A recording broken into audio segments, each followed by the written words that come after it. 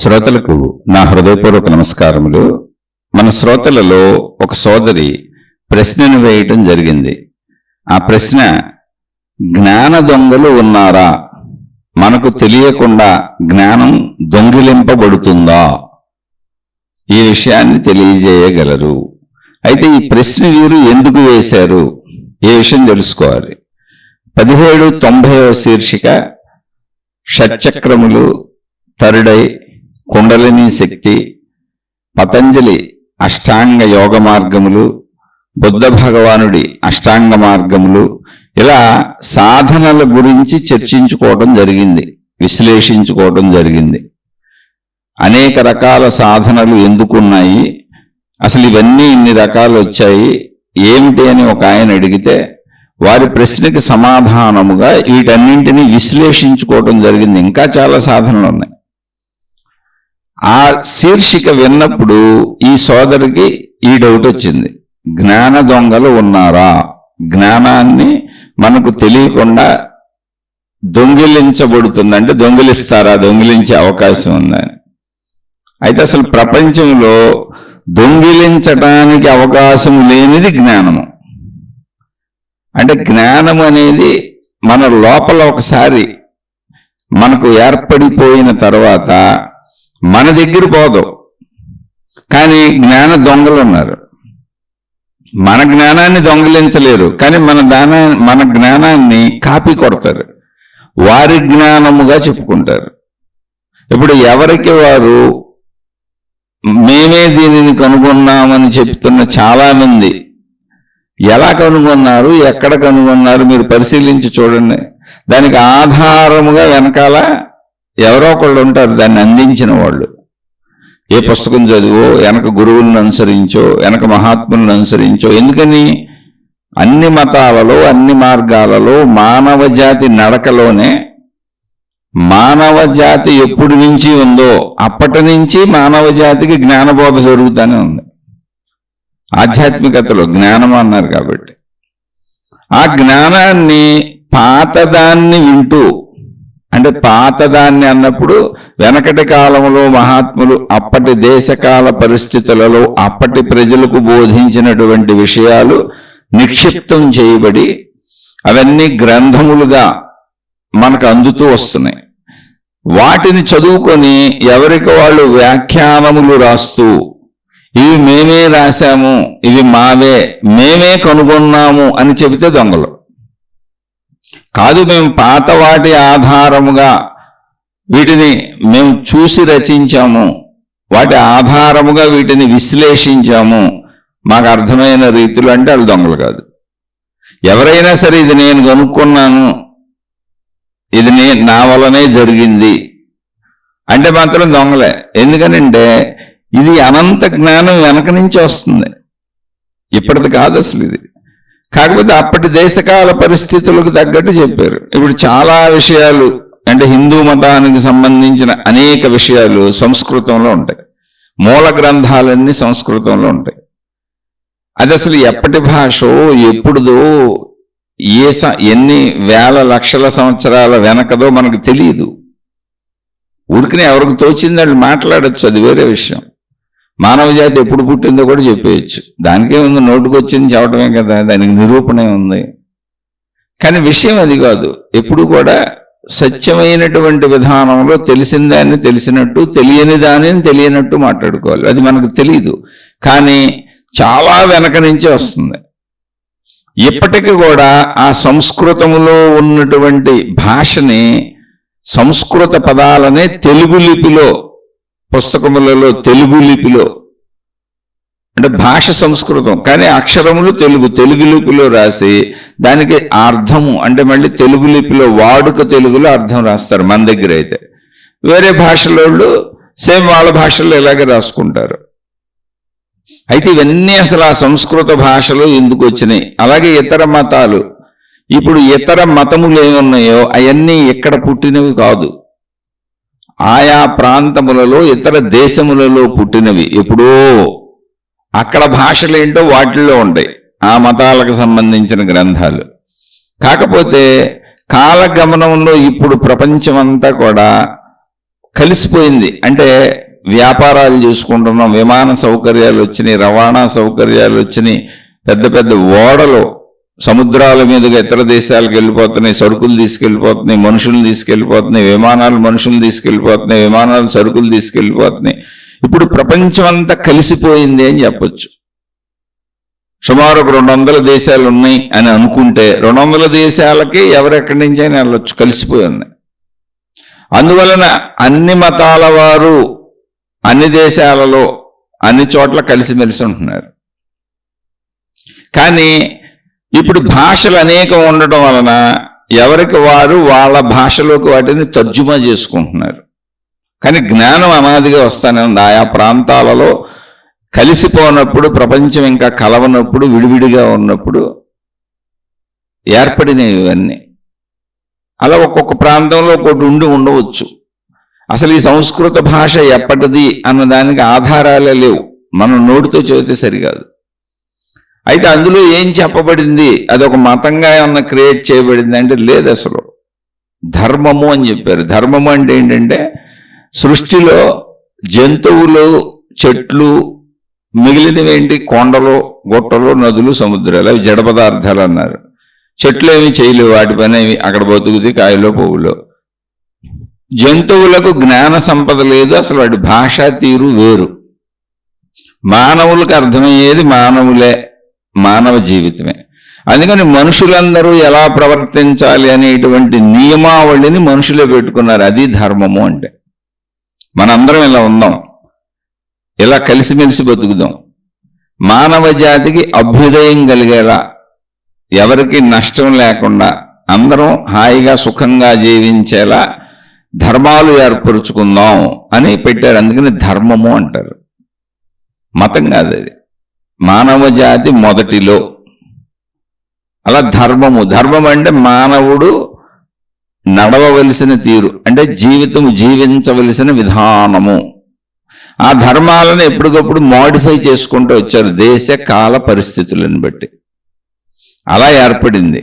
అయితే ఈ ధర్మమునకు ఇప్పుడు మనం ఇక్కడికి వచ్చేటప్పటికి చాలా కాలం గడిచిపోయింది. అది ఎప్పుడు ఏర్పరిచారు అన్న ఆధారాలు లేవు, కానీ ఎప్పటి నుంచో ఉంది. ఎంత వెనక్కి వెళ్ళి చూసినా ఈ గ్రంథాలు తగులుతున్నాయి, భాష తగులుతుంది, మానవ జాతి మనుగడ తగులుతుంది, జ్ఞాన గ్రంథాలు అందుతూనే ఉన్నాయి. అందుకని ఆ ధర్మము అనేది ఆ గ్రంథాల్లో ఉంది. దానికి సనాతన ధర్మము అని పేరు పెట్టారు. మతము కాదు, మనుషులకు సంబంధించింది అంతే. అందరు మనుషులకి, ఆ రోజు భూమి మీద ఉన్న అందరు మనుషులకి. సనాతన అంటే అతి పురాతనమైనది కానీ అత్యంత నవీనమైనది, మానవ జాతి ఉన్నంత వరకు ఉపయోగపడుతుంది. ఎందుకని ఇప్పుడు మంచిగా ఉండండి అనే పదం చెప్పారు. 1,000,000 సంవత్సరాల వెనకాల మనుషులకు చెప్పారు, మంచిగా ఉండండి, మంచిగా జీవించండి, చెడు చేయకండి, ఎవరిని బాధ పెట్టకండి, ఎవరిని కష్టపెట్టకండి, ఎవరిని ఇబ్బంది పెట్టకండి అని. ఇది మానవ జాతి ఉన్నంత వరకు పనికొచ్చేదేగా, పనికిరాంది ఏముంది? అలాంటి విషయాలే ఉన్నాయి అక్కడ. అన్నీ అవే చెప్పారు. జ్ఞానం అంటే అది. ఎందుకు అలా ఉండాలో చెప్పారు. మంచిగా ఉండండి అని చెప్పి ఊరుకోలే, మంచిగా ఎందుకు ఉండాలో చెప్పారు, ఉండకపోతే ఏమవుతుందో చెప్పారు, ఉంటే ఏమవుతుందో చెప్పారు, అలా మంచిగా ఉండే వాళ్ళ యొక్క జీవిత అంతిమంగా ఎక్కడి వరకు ప్రయాణిస్తుందో చెప్పారు, అసలు మానవ జీవిత గమ్యం ఏంటో, లక్ష్యం ఏంటో చెప్పారు, ఈ సృష్టి ఎందుకు ఏర్పడుతుందో చెప్పారు, ఈ సృష్టికి ఆధారం ఏంటో చెప్పారు, మొత్తం తత్వాన్ని చెప్పారు. దానికి వాళ్ళు తపస్సులు చేశారు. అంటే తమలో తాము ఆ తత్వాన్ని అన్వేషించి కనుగొన్నారు, దాన్ని మనకు అందిస్తూ వచ్చారు. అది సనాతన అనేది ఏ మతమునకు సంబంధించింది కాదు, మానవాళికి సంబంధించింది. అంటే అది ఎంత పురాతనమైందో తెలీదు, మొదటి నుంచి ఉంది. కానీ అది అత్యంత ఆధునాతనమైనది. ఎందుకంటే మానవాళి ఉన్నంత వరకు ఉపయోగపడేది. మనుషులు చేయవలసిన, పాటించవలసిన ధర్మాలు చెప్పారు అంతే. మంచిగా ఉండండి అనే దాన్ని కోటాను రకాలుగా చెప్పారు. కాబట్టి అది ఎప్పుడు మనిషికి ఉపయోగపడేదిగా, ఎవరికైనా. అలా వచ్చింది ఇది. ఇప్పుడు ఎవరైనా ఎక్కడైనా ఏదైనా మాట్లాడుతున్నాము, అది ఏ జ్ఞానమైనా కావచ్చు, అంటే దానికి ఆధారత. ఎందుకని ఒకసారి చూడండి, మనుషులందరూ ఇప్పుడు పుడతారు, పుట్టినోళ్ళు ఎవరైనా పసిబిడ్డలుగానే పుడతారు. ఏం తెలుసు వాళ్ళకి? మాతృగర్భంలో ఉన్నప్పుడు పిండం తయారై బయటకు వచ్చినటువంటి బిడ్డల, పసిబిడ్డలు ఏమీ తెలియదు. తల్లిదండ్రుల నుంచి అన్ని నేర్చుకుంటారు, చుట్టూ ఉన్న ప్రపంచం నుంచి అన్ని నేర్చుకుంటారు, చుట్టూ ఉన్న విషయాలు చూసి నేర్చుకుంటారు. జ్ఞానమేనంతే. ఆ రోజుకి వాళ్ళకి అందుతున్నటువంటి దాన్ని అందుకుంటూ జ్ఞానం నేర్చుకుంటారు. ఎవరెవరికి ఆసక్తులు ఎటుంటాయో అటు పోతారు. కొంతమందికి శారీరకపరమైన ఆసక్తులు ఎక్కువ ఉంటాయి, కొంతమందికి భౌతికపరమైనటువంటి విషయాసక్తులు ఎక్కువ ఉంటాయి, కొంతమందికి జ్ఞానాసక్తి ఉండొచ్చు. అలా ఎవరి ఇష్టాల ప్రకారం వాళ్ళు ప్రయాణిస్తారు. జ్ఞానాసక్తి ఉన్న వాళ్ళు వెనకటి నుంచి అందుతున్న జ్ఞానాన్నే తెలుసుకోవాలి. నువ్వు కొత్తగా కనిపెట్టడం ఏమి ఉండదు. ఎలా కనిపెడతావు? కాబట్టి ఇది నేనే కనిపెట్టాను, దీనికి ఆది పురుషుణ్ణి నేనే, ఇది నా నుంచే తయారైంది అనే వాళ్ళందరూ జ్ఞాన దొంగలే.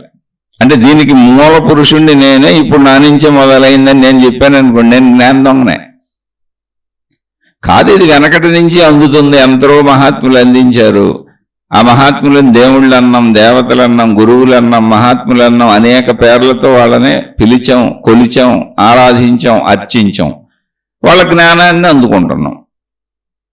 అది నేను ఇప్పుడు దేశకాల పరిస్థితులకు తగ్గట్టుగా దాన్ని మోడిఫై చేసి చెప్తున్నాను అంతే తప్ప ఇది నాది కాదు అనేటువంటి వాళ్ళు నిజాయితీ పరులు.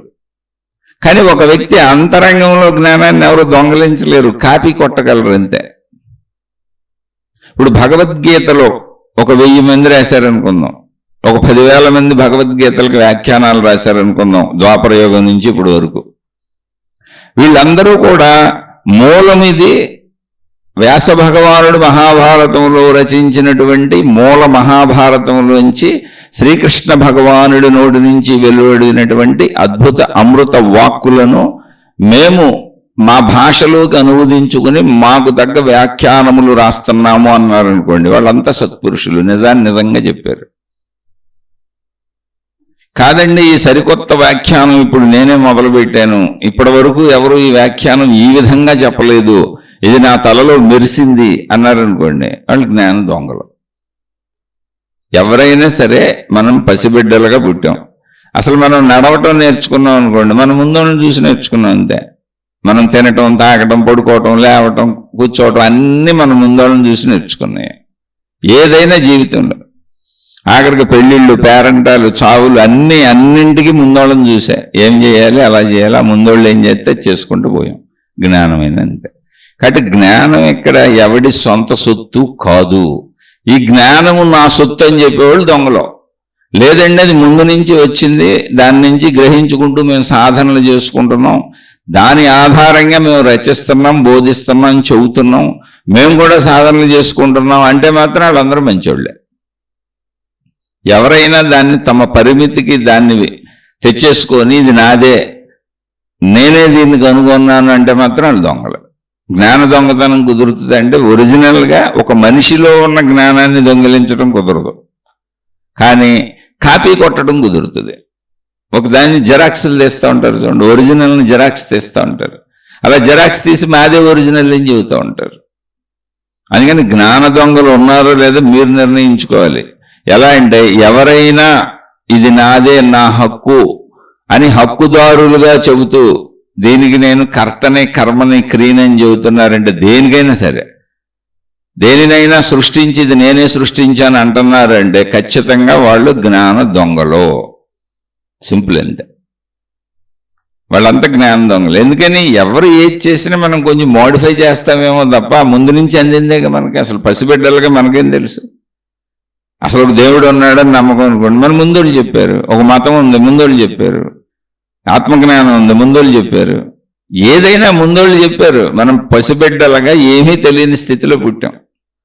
ఇంకెప్పుడు నువ్వు పొడిసి పీకిందేంటి? నాదని ఎందుకు చెబుతున్నావు? నాదని చెప్పుకో, నేను కూడా తెలుసుకున్నాను, అలా నేను మాట్లాడాను, నాదే అని భాషలో రావటం తప్పులేదు. కానీ హక్కులు ప్రకటించుకొని ఇది నా సొంతమే, దీనికి ఆది పురుషుణ్ణి నేనే, దీనికి మూలము నేనే, నన్నే అనుసరించండి అని చెప్పారనుకోండి, ఖచ్చితంగా వాళ్ళు జ్ఞాన దొంగలు. వాళ్ళు స్త్రీలైనా పురుషులైనా ఇంకా మీరు చూసుకోండి. అటువంటి వాళ్ళే కొత్త కొత్త మతములు స్థాపిస్తూ ఉంటారు. ఇందులోంచి డూప్లికేట్ కొట్టేది, అందులోంచి డూప్లికేట్ కొట్టిది, ఇందులోంచి డూప్లికేట్ కొట్టిది. కొత్త కొత్త మతములు, కొత్త కొత్త విధానములు, కొత్త కొత్త సాధనా పద్ధతులు, కొత్త కొత్త దేవుళ్ళు, కొత్త కొత్త విధానాలు సృష్టి చేస్తూ ఉంటారు. ఎందుకనంటే అది నాదేం చెప్పుకోవాలి, ఏముండదు అందులోది కొంచెం ఇందులోది కొంచెం, దీనికి ఏదో తోకలు చేరుస్తారు అంతే. మీరు పరిశీలించి చూసుకోండి కావాలంటే. వాళ్ళంతా జ్ఞాన దొంగలు. అటువంటి వాళ్ళని అనుసరించిన వాళ్ళందరూ భ్రష్టు పెట్టిపోతారు జీవితంలో. సింపుల్. ఎందుకని జ్ఞాన దొంగను అనుసరిస్తున్నారు. జ్ఞానమే కానీ దొంగతనం, జ్ఞానమే కానీ దొంగ ఆవిడ. ఆ జ్ఞానాన్ని దొంగిలించి తెచ్చింది. దొంగిలించి తెచ్చిన జ్ఞానం నీకంటే ఉపయోగపడుద్ది, సొంత జ్ఞానం అయితే ఉపయోగపడుద్ది. అందుకని జ్ఞాన దొంగలు ఉంటారు. అసలు నాకే జరిగింది ఈ మధ్య, ఓ 15 రోజులు కూడా అవట్లా, 15 రోజులు 20 రోజులు అవుతుంది. నాకు రెగ్యులర్గా వినే సబ్స్క్రైబర్స్ ఎవరైనా ఉంటే, శ్రోతలు ఎవరైనా ఉంటే వాళ్ళకి తెలిసి కూడా ఉంటుంది. ఎందుకంటే పోస్టులు కూడా పెట్టాను.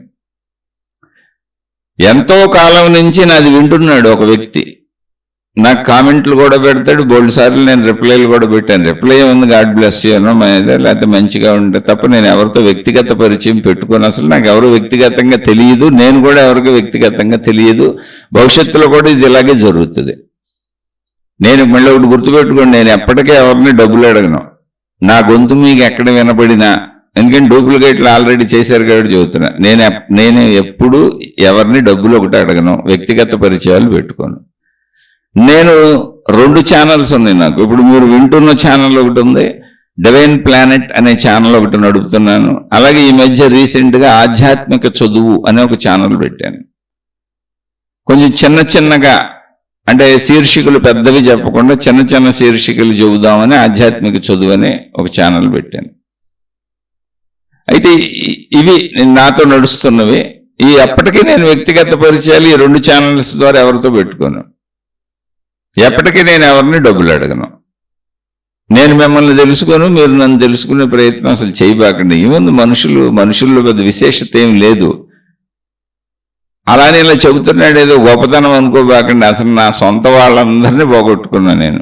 55 సంవత్సరాల జీవితంలో ఎన్ని వందల వేల మంది కలిసి ఉంటారు, నాకు ఎంతమందిని చూసుంటాను, ఎన్ని అనుభవాలు అయి ఉంటాయి. కాబట్టి ఊరికినే ఇంకెంతే జీవితం ఇలా ఉంటుంది. అందుకని నాకు తెలిసింది ఏదో ఈ శీర్షికల ద్వారా పంచుకుంటాను. ఉపయోగించుకునేవాళ్ళు ఉపయోగించుకోండి, లేని వాళ్ళు వదిలేయండి. ప్రశాంతంగా ఇలా జీవితం గడుపుతూ వెళ్ళిపోతాను. అయితే నాకే జరిగిందని జ్ఞాన దొంగలు ఉంటారంటానికి ఏంటంటే, నేను చెబుతున్న ఈ శీర్షికల్ని డౌన్లోడ్ చేసుకొని అతను రెగ్యులర్ నా సబ్స్క్రైబర్ వింటున్నాడు. అతను సంవత్సరాల నుంచి వింటున్నాడు, నాకు కామెంట్లు పెడతాడు సంవత్సరాల నుంచి. పాపం మరి అతని బుర్రలో ఏ పురుగు పుట్టిందో తెలీదు. నా శీర్షికలు డౌన్లోడ్ చేసుకొని కొద్దిగా నా గొంతుని లో చేశాడు, వాయిస్ని, అంటే కొద్దిగా స్పీడ్ తగ్గించాడు.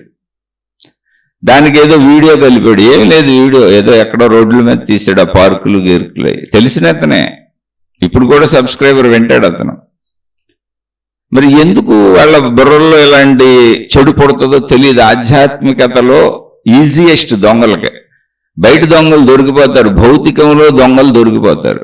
మీరు చిన్న పువ్వు కోసుకెళ్ళినా దొరికిపోతారు, ఎందుకంటే ఆ చుట్టూ బోల్డ్ ఇళ్ళు ఉంటాయి.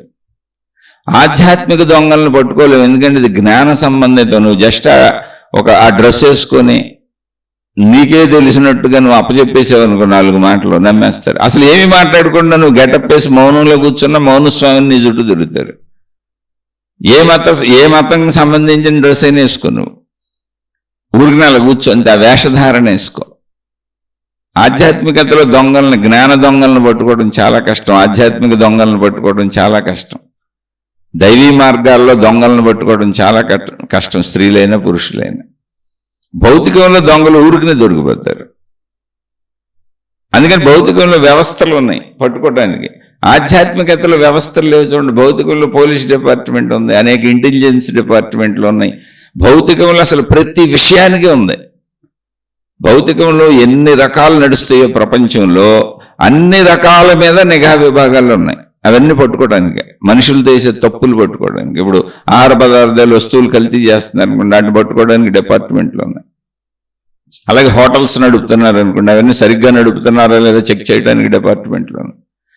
అన్నింటికీ ఉన్నాయి, ఒకటి కాదు, ఎన్ని రకాలుంటే అన్నింటికీ ఉన్నాయి. కానీ ఆధ్యాత్మికతను పట్టుకోవడానికి, దైవీ మార్గంలో దొంగలను పట్టుకోవడానికి, భక్తి మార్గాల్లో దొంగలను పట్టుకోవడానికి, మత మార్గాల్లో దొంగలను పట్టుకోవడానికి, ఆధ్యాత్మిక భక్తి మార్గాల్లో దొంగలను పట్టుకోవడానికి, జ్ఞాన దొంగలను పట్టుకోవడానికి అసలు ఏ మార్గం లేదు.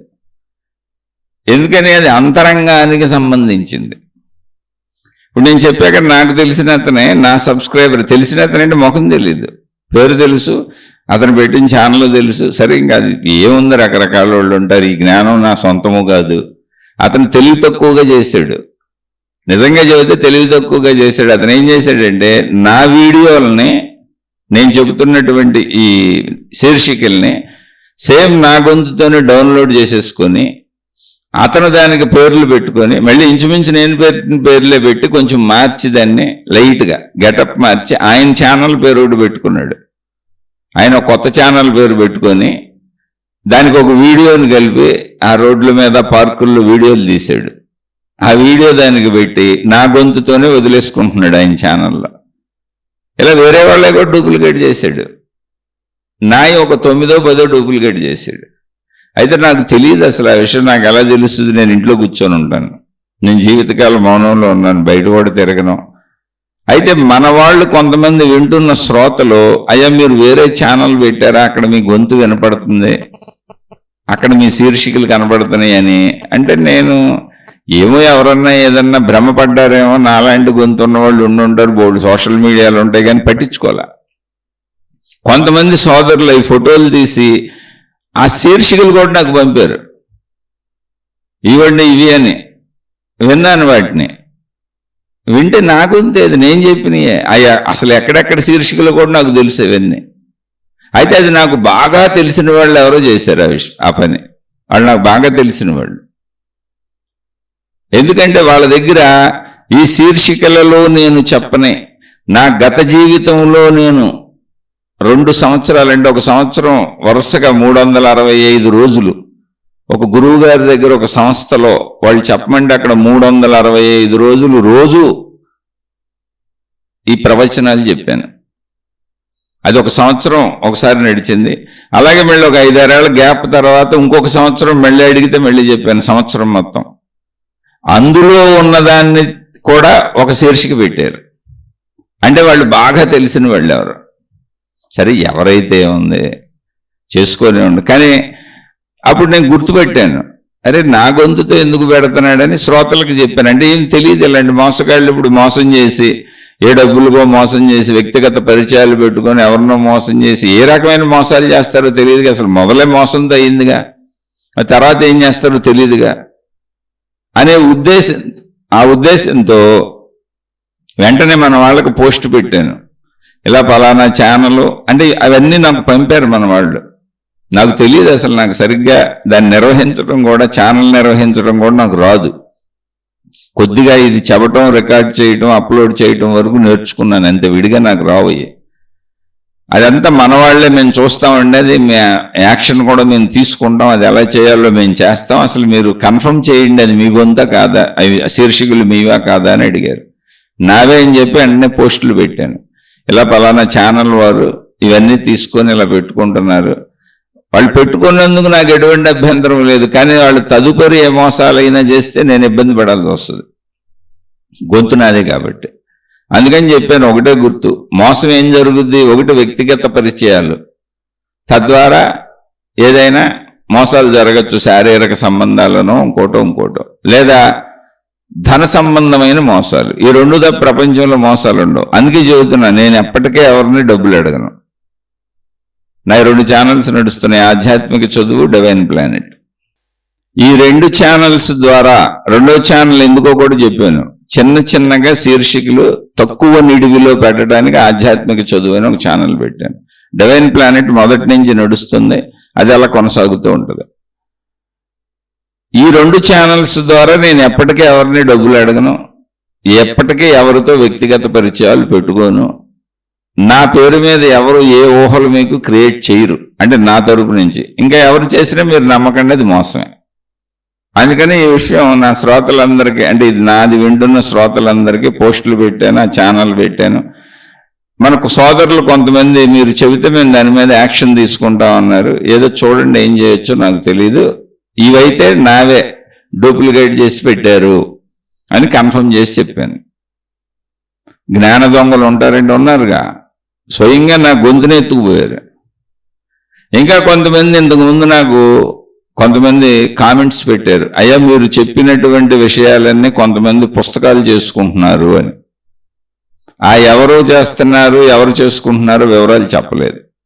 అలా దొంగలు ఉంటారు అంతే, ఏదో ఆ పుస్తకాలు అమ్ముకుందామనో ఏదో చేసుకుందామనో. అంటే ఏంటి, భూమి మీద మనిషికి ఎప్పుడు కాంక్ష, డబ్బు కావాలి, కీర్తి ప్రతిష్టలు కావాలి, అది నాదే అనిపించుకోవాలి, తనకు గుర్తింపు కావాలి, ఏదో సంథింగ్. ముందు డబ్బు కావాలి, డబ్బు పెరిగింది అనుకోండి తర్వాత కీర్తి కావాలి, ఆ కీర్తి కూడా పెరుగుతుంది అనుకోండి తర్వాత అందరి మీద పెత్తనం కావాలి, నెక్స్ట్ స్టేజ్. అలా అహంకారం మనిషిలో మదం ఎక్కిచ్చేస్తూ ఉంటుంది. జ్ఞానం ఏం చేస్తుందంటే మనిషిని సమస్థాయిలో ఉంచుతుంది. కాబట్టి జ్ఞాన దొంగలు ఎప్పుడు ఉంటారు. అయితే మనిషిలో ఉన్న జ్ఞానాన్ని దొంగిలించలేరు, లేని జ్ఞానము తమకు ఉన్నదని చెప్పుకుంటూ ఉంటారు, ఇతరుల జ్ఞానాన్ని కాపీ కొడతా ఉంటారు. అటువంటి వాళ్ళని మీరు చూడొచ్చు, మీకు దొరికిపోతారు. ఎంతో మంది మోసగాళ్ళు, మోసగెత్తులు ఇప్పుడు దేవుళ్ళ పేరు మీద ఎన్ని సాగుతున్నాయి చూడండి. సోషల్ మీడియాలో ఎంతమందిని పట్టుకుంటున్నారు. సోషల్ మీడియాలో డైరెక్ట్గా ఛానల్స్ వాళ్ళు ఈ గురువులు, అంటే జ్ఞాన దొంగ గురువులు, ఛానల్స్ వాళ్ళు వీళ్ళు కలిసి ఒకళ్ళకొకళ్ళు డబ్బులు ఇచ్చుకొని వీళ్ళ దగ్గర శక్తులు ఉన్నట్టు, మహిమలు ఉన్నట్టు, ఛానల్లోనే ఎదురుగుండా కెమెరా ముందు వాళ్ళు మహిమలు చేసేసినట్టు, వాళ్ళని ఇంటర్వ్యూ చేస్తున్నాయని ఆ మహిమలు చూసేసినట్టు, అద్భుత ఆశ్చర్యాలకు లోనైపోతున్నట్టు సామాన్యులందరికీ చూపించేసి వాళ్ళని నమ్మేలా చేసేసి వీళ్ళందరూ ప్రజల నుంచి డబ్బులు గుంజుతున్నారు. అదంతా మోసపూరిత చర్యలు. ఇప్పుడు వాటిని కూడా కొంతమంది బయట పెట్టేవాళ్ళు వచ్చారు. మళ్ళీ మంచి వాళ్ళు ఉంటారుగా, నువ్వు ఏది చేసినా మళ్ళీ నీ వెనక ఒకటి ఇంకోటి బయలుదేరుతాడు. ఎప్పటికైనా ఆఖరికి మిగిలేది మంచి. చెడు చేసావంటే నువ్వు ఎప్పటికైనా నిన్ను ఊరుకోరు, ఎక్కడైనా దొరికిపోతావు, నువ్వు నాశనమే అవుతావు. చెడు ఎప్పటికైనా వినాశనమే. ఈ రోజు అది పైకి ఉన్నట్టు కనపడొచ్చు. అలా ఇప్పుడు మీరు చూస్తే సోషల్ మీడియాలో దొంగ గురువులు, అంటే వీళ్ళందరూ జ్ఞాన దొంగలేగా, అలా దొంగ గురువులు, దొంగ మాతాజీల్ని పట్టుకొని వీళ్ళంతా దొంగలని నిరూపిస్తున్నటువంటి సోషల్ మీడియా ఛానల్స్ మళ్ళీ కొత్తగా వచ్చినాయి. మీరు వెళ్ళి చూస్తే అన్ని కనపడుతాయి. జ్ఞాన దొంగలు లేకపోవటం ఏంటి, బోల్డ్ మంది ఉంటారు. అసలు కొంతమంది ఎవరో రాసిన పుస్తకాలని కొంచెం కొంచెం మార్పులు చేసి వీళ్ళు ప్రింట్ చేసేసుకొని వీళ్ళ పేర్లు వేసుకుంటూ ఉంటారు. అబ్బో ఎన్నున్నాయో ఎందులో ఎన్నో చూశాను. అయితే రియల్గా మనలో ఉన్న జ్ఞానాన్ని ఎవరూ దొంగిలించలేరు. ఒక మనిషిలో శరీరం నశించిపోద్ది, మనిషికి మనసు పాడైపోద్ది, శిథిలం అయిపోద్ది. అంటే శరీరం వదిలేస్తే అన్నీ పోతాయి, కానీ జ్ఞానం అలా ఉండిపోద్ది. అదే అనంత ఆత్మశక్తి. జ్ఞానము శక్తి ఒకటే. జ్ఞానము శాశ్వతము. ఒక మనిషి దగ్గర ఎవరో దొంగిలించలేని జ్ఞానం ఒకటే. అయితే మరి జ్ఞాన దొంగలు ఎలా ఉంటారు అన్నప్పుడు జ్ఞాన దొంగలు ఎలా ఉంటారు. అసలు మీరు జ్ఞాన దొంగల దాకా వచ్చారు.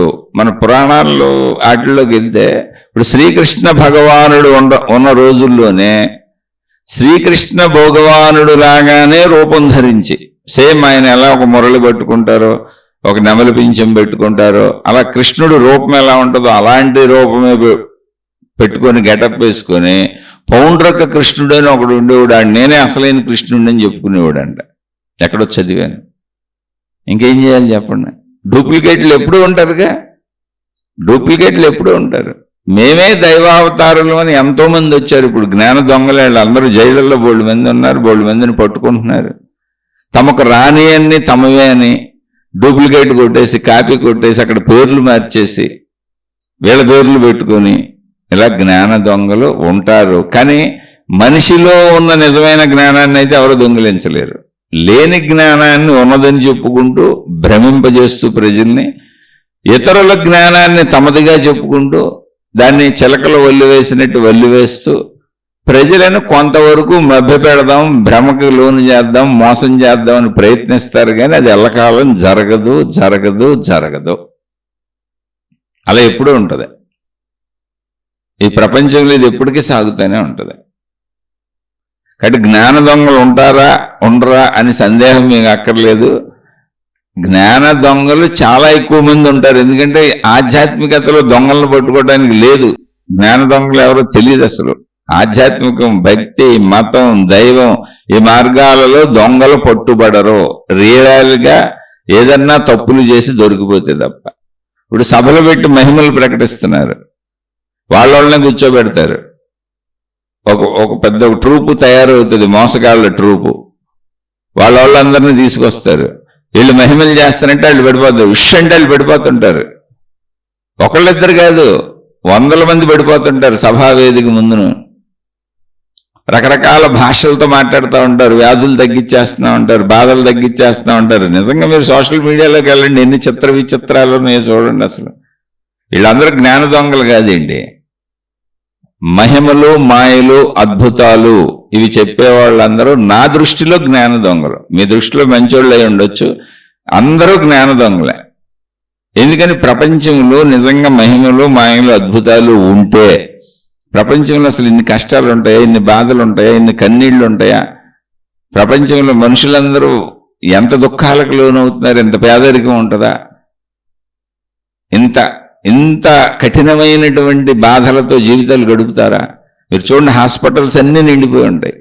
పెద్ద పెద్ద కార్పొరేట్ హాస్పిటల్స్ నిండిపోయి ఉంటాయి. గవర్నమెంట్ హాస్పిటల్ అయితే అసలు ఖాళీనే ఉండదు. అసలు మరి ఏంటి ఈ వ్యాధులేంటి, బాధలేంటి, ఈ కష్టాలేంటి, ఈ కన్నీళ్ళేంటి, ఇన్ని మోసాలేంటి? ఈ మహిమల మాయలు, అద్భుతాలు వాళ్ళందరూ ఏమైపోయారు? మరి దేవుడి పేరుతో రోజు సభలు పెట్టే చేసేస్తున్నారు కదా, కళ్ళ ముందు చేసేస్తున్నారు. అవి వీడియోలు రిలీజ్ అయ్యి కూడా వచ్చేస్తున్నాయి. మరి వీళ్ళందరూ ఏమైపోయారు? పడిపోయే విమానాలు కూలిపోతున్నాయని ఎందుకు చెప్పట్లేదు? ఈ మహిమల వాళ్ళందరూ చక్కగా వెళ్ళిపోయి ఒక్కొక్క విమానయాన సంస్థ ఏమైనా పెట్టుకుందనుకో, విమానం కూలిపోద్దా ఉంటుందో చక్కగా చెబుతారు. రైల్వే డిపార్ట్మెంట్ ఏమైనా పెట్టుకుందనుకో, రైలు యాక్సిడెంట్లు అవ్వకుండా చూస్తారు, చెప్తారు వీళ్ళు. అలా బస్సులు అందరూ అన్నీ ప్రభుత్వ రంగ సంస్థలన్నీ కూడా ఎక్కడెక్కడ యాక్సిడెంట్లు అయ్యి ప్రమాదాలు జరిగి, ఫ్యాక్టరీలు ప్రమాదాలు జరిగాయని వీళ్ళు చెప్పొచ్చు కదా, యాక్సిడెంట్లు అయ్యని చెప్పొచ్చు కదా, ఆపొచ్చు కదా. అబ్బే అయ్యేం ఉండవు, అలాంటివి ఉండవు మహిమలో. అలా చెప్పరు. నిన్ను జస్ట్ నమ్మించడానికి ఆళ్ళ ట్రూప్నే పెట్టుకొని కిడ్నీలో రాళ్ళు కరిగిపోయినాయి. ఒక అద్భుతమైంది విన్నానండి. అసలు ఎంత అద్భుతం అంటే నిజంగా అసలు పిచ్చెక్కిపోయింది నాకు. ఏంటో తెలుసా, డాక్టరు స్కానింగ్ చేశాడంట. స్కానింగ్ రిపోర్ట్లు, ఎక్స్రేలు అన్నీ తీశారంట. తీస్తే ఒక కిడ్నీయే ఉందంట. ఒక కిడ్నీనే ఉందంట. అమ్మ నీకు ఒక కిడ్నీనే ఉందని చెప్పారంట. నీకు రెండో కిడ్నీ లేదు, అసలు మనిషికి 2 కిడ్నీలు ఉంటాయి, నీకు అసలు పుట్టుకతో 2 కిడ్నీ లేదు, ఒక కిడ్నీనే ఉందమ్మా, జాగ్రత్త, ఎలా బతుకుతావు ఏంటి అని ఏదో చెప్పారు. Something happened. ఆమె ఎందుకు వెళ్ళిందో ఏంటో, ఇది ఎన్నది గుర్తుందో నాకు ఎప్పుడుదో. ఆవిడ భగవంతుణ్ణి ప్రార్థించింది. ఆవిడ మతం వాళ్ళు తగిలారు, ఆవిడ కూడా మతంలో ఉంది. దైవ ప్రార్థనలు చేసింది. దైవ ప్రార్థనలు చేసి మళ్ళీ మరుసటి రోజే డాక్టర్ దగ్గరికి వెళ్ళింది. మరుసటి రోజే 1 డే, సింగిల్ డేనే దైవ ప్రార్థనలు చేసింది కూడా. చేసి వెళ్తే మళ్ళీ స్కానింగ్లు, ఎక్స్రేలు తీశారు. ఈసారి 2 కిడ్నీలు ఉన్నాయంట. ఒక కిడ్నీ అమర్చేశాడంట దేవుడు. మరి ఎందుకు ఇన్ని కిడ్నీల హాస్పిటల్, ఎందుకు ఇన్ని కిడ్నీలు చెడిపోయి చచ్చిపోతున్నారు? కిడ్నీలు చెడిపోయి చచ్చిపోయిన గురువులు ఉన్నారు. నాకు తెలిసిన ఒక సంస్థ ఉంది. ఆ సంస్థ అసలు వాళ్ళు చెప్పేది మెయిన్ ఏంటంటే, నువ్వు ధ్యానం చేయి, సమస్తము నీకు పోతాయి, అన్ని శక్తులు వచ్చేస్తాయి. నువ్వు ధ్యానం చేయి, నీకు అన్ని శక్తులు వచ్చేస్తాయి. నువ్వు ధ్యానం చేయి, నీ కష్టాలు, బాధలు, కన్నీళ్ళు అన్నీ పోతాయి, ఆర్థికపరమా, అనారోగ్యమా అన్నీ పోతాయి. అంతే సింపుల్ రెమెడీ. ఏం చేయాలి ధ్యానం? మేము చెబుతాం. నువ్వు ధ్యానం ఎలా చేయాలో మాత్రం అది మేము చెబుతాం. మళ్ళీ నువ్వు చేయాల్సింది కూడా మేము కట్టిన కట్టడాల కింద కూర్చొని, నువ్వు ఎక్కడ పడితే అక్కడ కాదు. మేము దానికి విధానాలు చెబుతాం. మా కట్టడాలకు సంబంధించినటువంటి టోపీలు అమ్ముతాం, బొమ్మలు అమ్ముతాం, పుస్తకాలు అమ్ముతాం, అన్నీ అమ్ముతాం. నువ్వు అన్నీ కొనుక్కొని మా ప్లేసుల్లోనే చేయాలి, మేము చెప్పినట్టే చేయాలి. అలాంటిది ఒకటి ఉంది, అద్భుతమైన సంస్థ ఉంది. ఆ సంస్థను పెట్టినటువంటి గురువు గారు ఉన్నాడు, ఆయన మొదలు పెట్టాడు ఇదంతా. ఆయన రకరకాల పుస్తకాలు చదివి ఇదంతా మొదలు పెట్టాడు. అంతకుముందు ఉద్యోగాలు చేసుకున్నాడు ఆయన. చిత్రమైన విషయం ఏంటంటే, మొత్తం మహిమలు మాయలే. సూక్ష్మ శరీరయాన రెండుమణి, నువ్వు ధ్యానంలో నీ సూక్ష్మ శరీరంతో నువ్వు అన్ని లోకాలు తిరిగి రావచ్చు. సూర్యలోకం, చంద్రలోకం, మొత్తం యూనివర్స్ ఎంత ఉందో సైంటిస్టులు కనుక్కోలేకపోయిన యూనివర్స్ అంతా కూడా, ఎన్ని గ్రహాలు ఉన్నాయో అవన్నీ కూడా నువ్వు తిరిగి రావచ్చు సూక్ష్మ లోకాల్లో. ఇప్పుడు వాళ్ళ భక్తులు తిరిగి వస్తుంటారు. మీకు సోషల్ మీడియాలో వస్తూ ఉంటాయి, వాళ్ళు చూడండి పడుకొని సూక్ష్మ లోకాలకు వెళ్తూ ఉంటారు, ఆ బొమ్మలు పెడతా ఉంటారు వాళ్ళ శిష్యులు. ఇప్పటికి నడుస్తుంది అది. వాళ్ళు ఇంటర్నెట్ తిడతారు కూడా ఇప్పుడు, ఎందుకంటే చాలా పెద్ద బిజినెస్ అవుతుంది. ఒకళ్ళు కాదు, ఇద్దరు కాదు, వేల మంది ఉన్నారు వాళ్ళు. అది లక్షలకి కోట్లకి వెళ్ళిపోయారు వాళ్ళ భక్తులు. ఎందుకంటే ఈ అద్భుతాలు భలే ఉంటాయిగా. ఇప్పుడు చూడండి, రాత్రిపూట మనం పడుకొని మనకు కళ వస్తుంది కదా, ఆ కళనాళ్ళు సూక్ష్మ శరీరయానం అంటున్నారు. నువ్వు వెళ్ళి తిరిగి వచ్చేసావు, నిజమే, నువ్వు అన్ని సూర్యలోకం చంద్రలోకానికి వెళ్ళి వచ్చేసావు అని చెబుతున్నారు. మనకు వచ్చే కళ్ళే. పడుకొని కళ్ళకన్నమంటున్నారు, ధ్యానంలో కళ్ళకన్నమంటున్నారు. అంటే అచ్చ తెలుగులో పిచ్చ బూతులో చెప్పాలంటే పదం ఏంటంటే కూర్చొని కళలు కను, దాన్ని సూక్ష్మ శరీరయానం అనుకొని భావించుకో, అది మహిమలో మాయలని భావించుకో. నీ జబ్బులన్నీ తగ్గిపోతాయి, నీ కష్టాలన్నీ తగ్గిపోతాయి, నీ బాధలన్నీ తగ్గిపోతాయి. నువ్వేం చేయొద్దు, కూర్చొని ధ్యానం చేయి. మళ్ళీ అది నీ ఇంట్లో కాదు, నీ ఇంట్లో ఒకళ్ళు చేసినా మేము చెప్పినట్టు చేయాలి. మేము మళ్ళీ చేయటానికి నీకు ఆ ధ్యానానికి సంబంధించింది మీకు అమ్ముతాం, టోపీనో బొమ్మో లేదా ఒక ప్రత్యేక కట్టడం. ఎందుకంటే మాదేం తెలియాలి కదా, నువ్వు మళ్ళీ అక్కడ చేస్తేనే వస్తుంది, నువ్వు మామూలుగా చేస్తే రాదు. ఇదంతా బాగానే ఉంది, తయారు చేసిన ఒక ఆయన ఉన్నాడు పాపం. ఇందుకు జోక్ ఏంటంటే, ఇందులో పెద్ద జోక్ ఏంటంటే, ఇప్పుడు దాన్ని నమ్ముతూ వెళ్తున్న వాళ్ళు వేల లక్షల మంది ఉన్నారండి. ఖచ్చితంగా నన్ను తిడతారు కూడా వాళ్ళందరూ. ఇప్పుడు ఇది వినేవాళ్ళల్లో కూడా ఉండుంటారు. ఎందుకంటే వాళ్ళందరూ ఇప్పుడు పెద్ద పెద్ద గురువులు అయిపోయారు. ఆయన గురువులనే తయారు చేసేస్తుంటాడు. ఏం డెడ్ ఈజీ కదా ఇది చెప్పటం. ఇంతే చెప్పేది. ఆ చెప్పేదని సూక్ష్మ శరీరయానాలు చేయండి, పడుకొని చేయండి, కూర్చొని చేయండి, మీ ఊహలన్నీ మీ అద్భుతాలే. ప్రతి మనిషికి ఊహలు కలుగుతాయి కదా, కళ్ళు వస్తాయి కదా, అన్ని అద్భుతాలే. అదే సూక్ష్మ శరీరయానాలు. ఇంకా మిగిలిన జబ్బులు పోతాయి, బాధలు పోతాయి, కష్టాలు పోతాయి, కన్నీళ్లు పోతాయి. అంటే ఈ పాపం ప్రజలందరూ వెళ్తారు కదా, ప్రజలందరికీ అయ్యాక బాధలు, కష్టాలు, కన్నీళ్లు, బాధలు, ఆర్థిక బాధలు, శారీరక బాధలు, మానసిక బాధలు, కుటుంబిక బాధలు అన్నీ పోతాయి అంతే. అన్నిటికీ ఒకటే మందు, సర్వరోగ నివారణ ఒకటే. ఏంటది? మేం చెప్పినట్టుగా మా పద్ధతిలో మమ్మల్ని అనుసరించి మేము కూర్చోమన్న చోట కూర్చొని మేం చేయమన్న విధంగా నువ్వు చెయ్యాలి. మేము అమ్మినవన్నీ నువ్వు కొనుక్కోవాలి, మేము చెప్పినవన్నీ నువ్వు నమ్మాలి, నువ్వు మమ్మల్ని అనుసరించాలి. ఓకే, బోల్డ్ మంది అనుసరిస్తున్నారు, అదేం పెద్ద విషయం కాదనుకోండి. ఇంతకీ ఇందులో అద్భుతమైన విషయం ఏంటంటే, దీన్ని మొదలుపెట్టిన ఆయన ఎవరున్నాడో ఆయనకి బ్యాక్ పెయిన్. ఎప్పటి నుంచి? మొదలుపెట్టినప్పటి నుంచి నడువు నొప్పి ఆయనకి. ఇది మొదలుపెట్టిన ఆయనకి నడువు నొప్పి ఆయనకి చివరి రోజు వరకు పోలేదు. తర్వాత ఆయనకి బీపీ ఆయనకి చివరి వరకు పోలేదు. ఆ బీపీ వలన ఆయన కిడ్నీలు 2 చెడిపోయినాయి. ఆ కిడ్నీలు చెడిపోయిన కిడ్నీలతోనే అలా సాగుతూ ఆఖరికి కిడ్నీలు చెడిపోయి చనిపోయాడు ఆయన. కానీ అదే విషయాన్ని 30-40 ఏళ్ళు నడిపాడు ఆయన. ఏంటి?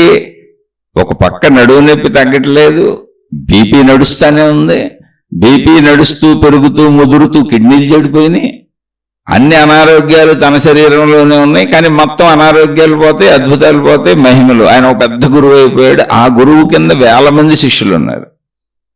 మళ్ళీ ఆ వేల మందికి ఆయన ఫాలో అయ్యేటువంటి కోట్ల మంది జనం ఉన్నారు. ఇది ప్రశ్నించేవాడు లేడు. అయితే ఇది నీకెలా తెలుసు అని నన్ను అడగచ్చు మీరు. దానికి కూడా నేను ఆధారం చెబుతా. నాకెవరిని విమర్శించాలని లేదు అసలు. నాకేం పని? నా ఇంట్లో నేను కూర్చున్నా, అసలు నేను మెదలకుండా కూర్చుంటున్నా. కానీ సత్యత తెలియకపోతే అంత భ్రమలకు లోనవుతాం. జ్ఞానం అనేది ఎప్పుడు కూడా సత్యమైన జ్ఞానాన్ని తెలుసుకోవాలి, లేకపోతే ప్రమాదం. అది జ్ఞాన దొంగలు ఉన్నారా అంటే మీకు చెప్పాను. అది ఇది నాకు ఎలా తెలుసు అంటే, ఆయనతో పాటు అంటే ఆ గురువు గారితో పాటే అనేక మంది ఆయన్ని అనుసరించి సాగారు. వాళ్ళు రకరకాల కట్టడాలు కడతారు, ఒక్కొక్క కట్టడానికి ఒక్కొక్క ఊళ్ళో ఒక పేరు పెడతారు. అది ధ్యానం చేసుకోవడానికి వీలుగా దాంట్లోకి వెళ్ళి కూర్చొని ధ్యానం చేయాలి. అప్పుడు విశ్వశక్తులన్నీ ఆ కట్టడం ద్వారా నీలోకి వచ్చేస్తాయి. విశ్వశక్తిని మీరు పొందేస్తారు. అది అందుకని మీకు అన్నీ లభించిపోతాయి. విశ్వశక్తిని మీరు తీసేసుకుంటున్నారు మీ లోపలికి. అది వాళ్ళు చెప్పేది. దానివల్ల అనారోగ్యాలు పోతే అది విశ్వశక్తే కాబట్టి మీ సమస్యలు అన్ని పరిష్కరిస్తుంది. డబ్బుయా, కుటుంబమా, భార్యాభర్తలా, పిల్లలా, ఏ సమస్య అయినా. ఎందుకని అది విశ్వశక్తి కదా. కానీ అది మేము చెప్పిన కట్టడంలోంచే వస్తుంది. అది ఈ విధమైన కట్టడం కట్టాలి. దానికి జనాలందరూ డొనేషన్లు ఇచ్చి బోల్డ్ కట్టారు. వాళ్ళు కట్టడాలు ఎక్కడ పడితే అక్కడ కట్టి పారేశారు. అంటే ఈజియెస్ట్ మెథడ్గా ప్రజలు ఊరికి వెళ్ళిపోతారు. నువ్వు చేసేదేముంది, కాస్త అక్కడ కూర్చుంటాం అంతే. కూర్చొని నిద్రపోతే సూక్ష్మ శరీరయానం. నిద్రలో ఊహలు, కళ్ళు వస్తాయి కదా, లేదా ఏదో ఒక ఊహలు వస్తాయి కదా. ఆ ఊహలన్నీ నీకు సూక్ష్మ శరీరయానమే. అవన్నీ అద్భుతాలే. సరే, ఇది బాగానే ఉంది. ఇంతకీ ఈయన గురించి నాకు ఎలా తెలుసు అంటే, నాకు ఆయన గురించి ఏం తెలీదు, కానీ ఇద్దరు చెప్పారు ఆయన గురించి.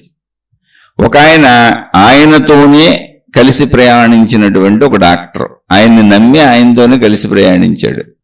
ఈ ధ్యానాలు చేస్తే ఇవన్నీ జరుగుతాయి నిజమే అని. ఆయన డాక్టర్, ఎంబీబీఎస్ ఇంకా ఎక్కువ చదివాడు డాక్టర్ ఆయన. అయితే ఆయన ఒక వీడియో చేసి పెట్టాడు, లేకపోతే నాకు అసలు తెలియని కూడా తెలియదు. డైరెక్ట్గా వీడియో సోషల్ మీడియాలో రిలీజ్ చేశాడు ఆయన. అయితే ఈ సంస్థ గురించి నాకు తెలుసు, ఆ సంస్థ గురించి నాకు తెలుసు. ఎందుకంటే నేను పూర్వ జీవితంలో అన్ని సంస్థలు తిరిగాను, ఎవరేం చెబుతున్నారు ఏంటని. ఆత్మజ్ఞానానికి వచ్చి స్థిరపడిపోయాను. ఇంక ఈ అద్భుతాలు, మహిమలు, మాయలు ఇవేం అక్కర్లేదు. ఎందుకంటే మొదలు ఎవరైనా సరే అందరిలానే మొదలవ్వాలిగా. నేను కూడా మా ఇంట్లో ఒక మామూలుగా మా ఇంటి వాళ్ళు ఏ దేవుడికి నమస్కరిస్తారు అక్కడే నమస్కారంతో మొదలయ్యాను నేను. అలా వచ్చిన వాడినే. గురువులు, మహాత్ములు, దేవుళ్ళు, గ్రంథాలు అన్ని చదువుకుంటూ వస్తూ ఆత్మజ్ఞానం దగ్గర స్థిరపడ్డాను. ఓహో, ఇది సత్యమైంది, మనం తెలుసుకొని మనం మార్చుకుంటే చాలు. ఈ జీవితానికి మనం మంచిగా బతికితే చాలు. కుదిరితే మన స్వస్వరూపాన్ని తెలుసుకుందాం, అంతే. సింపుల్ అయిపోయింది. ఇంకా అంత సింపుల్ లైఫ్. జీవితకాలం మౌనం పెట్టుకుని ప్రశాంతంగా కూర్చున్నా అంతే. ఇప్పుడు ఆయనతోనే ఉన్నటువంటి డాక్టర్ గారు రిలీజ్ చేసిన వీడియో ఎప్పుడంటే ఆయన చనిపోయిన తర్వాత రిలీజ్ చేశారు. ఇప్పుడు ఆ గురువు గారు చనిపోయారు, కిడ్నీలు 2 చెడిపోయి. ఎప్పటి నుంచో వైద్యం జరుగుతుంది ఆయనకి, ఎప్పటి నుంచో మందులు వాడుతున్నాడు ఆయన, ఎప్పటి నుంచో నడుము నొప్పి ఉంది, ఎప్పటి నుంచో బీపీ ఉంది, ఎప్పటి నుంచో బీపీకి బిళ్ళలు వాడుతున్నాడు ఆయన. కానీ శిష్యులందరికీ అసలు మహిమలు, మాయలు, అద్భుతాలు ఇవన్నీ జరిగిపోతే చేసేయండి అని చెబుతున్నాడు ఆయన. ఇంకా ఆలోచించండి ఒకసారి. ఆయనే దీనికి ఆది పురుషుడు ఇక్కడ. మరి ఇక మంచి చెడు ప్రజలే నిర్ణయించుకోవాలి, ఎవరికాళ్ళు ప్రజలే నిర్ణయించుకోవాలి. అది ఆయన రిలీజ్ చేసే డాక్టర్ ఏమని అంటే, వీరితో కలిసి సాగుతున్నప్పుడు ఆయన ఒరిజినల్గా డాక్టర్ కదా, ఇంగ్లీష్ చదువుకున్నాడు, ఎంబీబీఎస్ అయి చదివాడు, ఇంకెక్కువ చదివాడేమో తెలీదు. ఆయన ఈ నడువు నొప్పి ఇవన్నీ ఎందుకు వస్తాయి ఏంటి ఇవన్నీ చూసి చెప్పి, అయ్యా దానికి వైద్యం చేయించుకోవాలి, మీరు వాడాలి, లేకపోతే నడుము ఇంకా దెబ్బతింటది, పైగా మీరు ధ్యానాలని దాని మీద కూర్చుంటారు, గంటలు మళ్ళీ స్టేజీల మీద ఉంటారు, ఇలా తిరుగుతూ ఉంటారు అని బోల్డ్ చెప్పాడు గురువు గారికి. లేదు నా ధ్యానంతోనే తగ్గిపోద్దని చెప్పేవాడు ఆయన. ఓకే, ఆయనకు బీపీ ఉంది. అయ్యా బీపీకి ఏదో ఒక బిళ్ళ వేసుకోవాలి, మీరు బిళ్ళలు వేసుకోకపోతే ఇబ్బంది అవుద్ది, అది పెరుగుతుంది, మీరు తగు జాగ్రత్తలు తీసుకోవాలి. లేదు నా ధ్యానంతో తగ్గిపోద్ది అంటాడు ఆయన. ఓహో, తగ్గిపోద్దేమో అనుకుంటున్నాడు ఈయన కూడా. పాపం ఈ డాక్టర్ కూడా అనుసరిస్తున్నాడు. అలా ఆ డాక్టర్ ఆయనతో 20 నుంచి 25 ఏళ్ల పాటు ప్రయాణం చేశాడు. బీపీ ఏ స్థాయికి వెళ్ళింది అంటే కిడ్నీలు చెడగొట్టేసింది. డాక్టర్ కూడా అర్థమవుతుంది, అయ్యా ఇప్పుడైనా మనం మంచి వైద్యం చేద్దాం, చెయ్యొచ్చు, మన చేతిలో ఉంది, నేను డాక్టర్ని, నాకు తెలిసిన పెద్ద డాక్టర్లు ఉన్నారు అంటే, లేదు మొత్తం తగ్గిపోద్ది, ఇదంతా నా ధ్యానంలో తగ్గిపోద్ది, నీకెందుకు, నేనే ఇంతమందిని లక్షల మందిని తయారు చేశాను, ఇన్ని 100,000 కట్టడాలు కట్టించాను, కోట్ల మంది అనుసరిస్తున్నారు, ఏం తగ్గిపోద్ది అంతా అన్నాడు. ఎంత చెప్పిన ఇంకా ఆయన క్రిటికల్ స్టేజ్కి వెళ్ళిపోయాడు ఆ గురువు గారు. ఇంకా పూర్తిగా క్రిటికల్ స్టేజ్, కిడ్నీలు చెడిపోయి మొత్తం. కిడ్నీలు చెడిపోవడానికి కారణం బీపీని పెంచుకుంటూ వెళ్ళాడు ఆయన. ఎందుకని దాన్ని కంట్రోల్ చేసి నియమాలు పాటించాల, జీవితాన్ని సరిగ్గా పెట్టుకోవాలా. కానీ అద్భుతమైన ప్రచారం అయితే చేసుకుంటూ వెళ్ళిపోతున్నాడు ఆయన. కోట్లాది మంది శిష్యులు ఉన్నారు. ఈ వీడియో ఆ డాక్టర్ గారు రిలీజ్ చేసింది ఎందుకంటే, ఆ వీడియోలోనే ఆ డాక్టర్ గారు చెప్పారు, ఆ పేరు అవన్నీ ఉన్నాయి, ఎందుకు ఎవరిని కించపరచాలని నా ఉద్దేశం కాదు, మూఢత్వంగా దేంట్లోకి వెళ్ళకండి, మీకు నమ్మకం ఉండి మీరు చూసి మీకు బాగుంది అనిపిస్తేనే దేంట్లోకైనా వెళ్ళండి, అది చెప్పేది. ఆయన ఎందుకు రిలీజ్ చేశాడండి, అయ్యా మన గురువు గారు చనిపోయారు, చనిపోవడానికి కారణం ఇది, నేను 20-25 ఏళ్ల నుంచి ఆయనకి చెబుతున్నాను, దీనికి వైద్యం చేయించుకోండి, సరిగ్గా ఉండండి అని. లేదు ఇందులో తగ్గిపోద్ది, ధ్యానంలో తగ్గిపోద్దని ఆయన చెబుతూ వస్తున్నారు, నా మాట వినలేదు. చివరి దశలో చాలా ఇబ్బందులు పడ్డారు, అప్పుడు కూడా చెప్పాను, నా మాట వినలేదు. మీరందరూ ఆయన్ని నమ్మి ఇప్పుడు వైద్యాలు చేయించుకోవడం మానబాకండి, ఎందుకంటే వేల లక్షల మంది తయారయ్యారు మీరు. ధ్యానంలో ఇవన్నీ ధ్యానం మంచిదే, మనసు ప్రశాంతత కలుగుద్ది, హాయిగా ఉంటుంది, చక్కగా విశ్రాంతిగా ఉంటుంది, ఇలా కొంతవరకు అది మంచిదే. కానీ అది మహిమలు, మాయలు, అద్భుతాలు చెయ్యదు. ఏముంటుంది మనం కూర్చొని దానికి మహిమలు మాయలు ఏం జరుగుతాయి చెప్పండి. ఊరిని మనం కళ్ళు మూసి కూర్చుంటే ప్రశాంతత రావచ్చు. మనలోకి వెళ్ళేది ఆత్మజ్ఞాన మార్గం, ఆధ్యాత్మిక చదువు అయితే నేనే కూర్చోమని చెబుతున్నాక మీ ప్రాణశక్తిని మీరు చూసుకోండి, మీ ఆత్మశక్తిని మీరు చూసుకోండి. శరీర భావాలను దాటి, మనోభావాలను దాటి, అహంకార భావాన్ని దాటి, బుద్ధి భావాన్ని దాటి అన్నింటినీ కాసేపు పక్కన పెట్టి ప్రాణశక్తి స్థితిలో అలా నిశ్చలంగా నిర్మలంగా అది ఆకాశతత్వంలో కూర్చోండి అని బోడిసార్లు చెప్పా. అదొక ప్రశాంతత, అదొక విశ్రాంతి స్థితి. అంతే, దాన్ని అలవాటు చేసుకుంటాం. ఆ విశ్రాంతి స్థితి అలవాటు అవడం వల్ల కొంత ఆదుర్దాలు, కంగారులు కాలగమనంలో తగ్గచ్చు. లేదు భౌతిక జీవితంలో మళ్ళీ అలాగే బతుకుతుంటే కూర్చున్నంతసేపు విశ్రాంతి వస్తుంది అంతే. అంతే తప్ప మహిమల మాయలు కూర్చుంటే వచ్చేస్తే అందరూ కూర్చోరు, పిచ్చా. కానీ తా వలచింది రంభ, తా మునిగింది గంగా అన్న వాళ్ళకి అసలు చెప్పడానికి ఏముంది? అందుకని ఎవరిని ఉద్ధరించరు ఇక్కడ. ఉద్ధరేది ఆత్మదాత్మానం. నీ స్వీయ ఆత్మను నీ స్వీయ ఆత్మచేతనే నువ్వు ఉద్ధరించుకోవాలంటే నిన్ను నువ్వే ఉద్ధరించుకోవాలి. ఇంకొకరిని ఉద్ధరించడం కుదరదు. ఎందుకంటే ఇప్పుడు నిద్ర నటించేవాడిని ఎప్పటికీ లేపలేం, నిజంగా నిద్రపోవాడిని లేపచ్చు. ఇప్పుడు నటిస్తున్నారు, నిజంగా నిద్రపోతున్నారు ఎలా తెలుస్తుంది? నటించేవాడిని ఏం చేస్తాం? ఆడు నిజంగా నిద్రపోయినట్టే ఉంటాడు. అందుకని దైవీ మార్గాలలో, మత మార్గాలలో, సాధనా పద్ధతుల్లో దొంగలు ఎప్పటికీ దొరకరు. జ్ఞాన దొంగలను పట్టుకోవడానికి ఇక్కడ విభాగాలు లేవు, కుదరదు. మన కర్మ అంతే. అంటే మీరు నిజాయితీ పరులు అయితే మీరు దొంగ మార్గాలకు అసలు అట్రాక్ట్ అవ్వరు, మీకే తెలిసిపోద్ది. ఊరికనే కూర్చుంటే మహిమలు ఎందుకు జరుగుతాయి అని ఆలోచన రాదు మీకు. అసలు మీరు మహిమలు మాయలు అద్భుతాలు కోరుకుంటున్నారంటేనే స్వార్థపరులని అర్థం. నువ్వు కష్టపడి సంపాదించుకోవాలి, నువ్వు కష్టపడి సంపాదించుకున్న దాంతో బతకాలి, నువ్వు చక్కగా తప్పులు చేయకుండా మంచిగా బతకాలి. అసలు మహిమలు ఎవరు కోరుకుంటారు? అద్భుతాలు ఎవరు కోరుకుంటారు? కష్టాలు, బాధలు, కన్నీళ్లు, ఇబ్బందులు ఉన్నోళ్ళు, లేదా అత్యాశ, ఆశ, దురాశ ఉన్నోళ్ళు. ఎందుకు నీకయ్యి? నీకెందుకు చెప్పు? నువ్వు మంచోడు అయితే, నువ్వు మంచిదాన్ని అయితే సగటు సామాన్య జీవితం మంచిగా బతికి వెళ్ళిపో. నీకు ఆయువు ఉన్నన్నాళ్ళు బతుకుతావు. నీ కృషితో నీకేమొచ్చిందో దాంతో ఉండు. కృషితో నాస్తి దుర్భిక్షం. ఆ కృషి చేసేవాళ్ళకి దుర్భిక్షం ఉండదని చెప్పారు. కృషితో నాస్తి దుర్భిక్షం, జపతో నాస్తి పాతకం. నిరంతరం మంచిగా ఉండాలి, మంచిగా ఉండాలి, మంచిగా ఉండాలని నువ్వు నీకు జపించుకుంటా ఉన్నావు అనుకో, పాతకం అంటే పాపాల పనులు చెయ్యవు. కృషితో నాస్తి దుర్భిక్షం, జపతో నాస్తి పాతకం. మౌనైన కలహం నాస్తి. మౌనంగా ఉంటే అసలు గొడవలే ఉండవు. గొడవ వచ్చింది, మౌనంగా ఉండిపోని. ఇప్పుడు మౌనంగా ఉండు. కలహం నాస్తి, గొడవలు ఉండవు, కలహాలు ఉండవు. నాస్తి జాగ్రత్త భయం. జాగ్రత్త ఉన్నవాడికి భయమే ఉండదు. జీవితంలో కావలసింది జాగ్రత్త. మహిమలు మాయలు అద్భుతాలు ఏం చేసుకుంటారు? అవి కోరుకునే వాళ్ళే స్వార్థపరులు, అవి ఉన్నవని చెప్పేవాళ్ళు అంతకంటే మోసగాళ్ళు. మీరే ఆలోచించుకోండి అంటున్నా. సామాన్య జీవితంలో అందరూ బతుకుతుంటే నువ్వు కష్టాలు వచ్చినాయి. ఎందుకు వచ్చినాయి? చెడ్డ పనులు చేస్తే వచ్చి ఉంటాయి. మరి చెడ్డ పనులు చేస్తే కష్టాలు నువ్వు అనుభవించొద్దా? ఒకడు దొంగతనం చేశాడు, జడ్జి గారు శిక్ష ఇస్తారు, అనుభవించొద్దా? మరి దొంగతనం చేసావు, ఎత్తుకుపోయావు, ఎవరన్నా కొట్టావు, ఆ కొట్టిన దాని ఫలితం అనుభవించొద్దా? ఎవరన్నా చంపేసావు, దాని ఫలితం అనుభవించొద్దా? అవేగా కర్మఫలాలు. చెడుకి చెడు కర్మఫలాలు అనుభవించాలి కదా. మరి అవి తప్పించేసుకుంటావా మహిమలతో మాయలతో? ఎలా కుదురుతుంది? కుదరదు. అదే కర్మ సిద్ధాంతం. అది కుదురుతుంది, ఉన్నాయి మీకు రక్షణలు వస్తాయని చెప్పేవాళ్ళందరూ మిమ్మల్ని మోసం చేస్తున్నారు. ప్రకృతి యొక్క నియమాలను, సృష్టి నియమాలను సృష్టికి విరుద్ధంగా ఎలా కుదురుతుంది? ఆ డాక్టర్ గారు పాపం ఆ వీడియో పెట్టబట్టి నాకు తెలిసింది. వీడియో అంతా విన్నాను. ఈ సంస్థ గురించి నాకు తెలుసు, ఆయన గురించి నాకు తెలుసు, ఆయన నేను చాలాసార్లు చూశాను. వాళ్ళు నాకు తెలుసు. నాకు వాళ్ళ పట్ల గౌరవమే ఉంది. కానీ గౌరవం ఉంది కదా అని అబద్ధాన్ని నిజమని ప్రజలకి చెప్పలేంగా. ఇదొకటే. అలా ఆయన చనిపోయిన ఆయన గురించి ఇప్పుడు మాట్లాడటం కూడా అనవసరం. వారి పాదాలకు నా నమస్కారం. ఏదో మంచి చేద్దామని వచ్చి ఉంటారు, అలా వెళ్ళుంటారు అంతే. ఆయన కూడా నమ్మి ఉంటారు, నమ్మి జరుగుతుంది అనుకొని ఉంటారు, ఎదురు చూసి ఉంటారు. 20 ఏళ్ళు 30 ఏళ్ళు నమ్మకాన్ని వదలకుండా ఎదురు చూసి ఉంటారు. జరిగి ఉండదు, చనిపోయి ఉండొచ్చు కూడా, తను నమ్మిన సిద్ధాంతాన్ని చెప్పుండొచ్చు కూడా. పూర్తిగా మనం ఆయన తప్పనటానికి లేదంటే ఆయన మానసిక స్థితి మనకు తెలియదుగా. కొంతమంది బాగా నమ్ముతారు కొన్ని విషయాలని. నమ్మిందే అని చెప్పి అందరినీ నమ్మించారేమో, కానీ అందులో నిజం లేదు. నువ్వు కూర్చుంటే మహిమలు ఎందుకు జరుగుతాయి? ఒక కొత్త కట్టడం కట్టు కూర్చుంటే మహిమలు ఎందుకు జరుగుతాయి? అలా అయితే అందరూ ఇళ్ళు అలాగే కట్టుకుంటారు. నిరూపణ లేని సత్యాలు మాట్లాడుకోకూడదు. సరే, ఇది వదిలేయండి. ఆయన ఎలాగో చనిపోయారు, ఇది ఒక విషయం.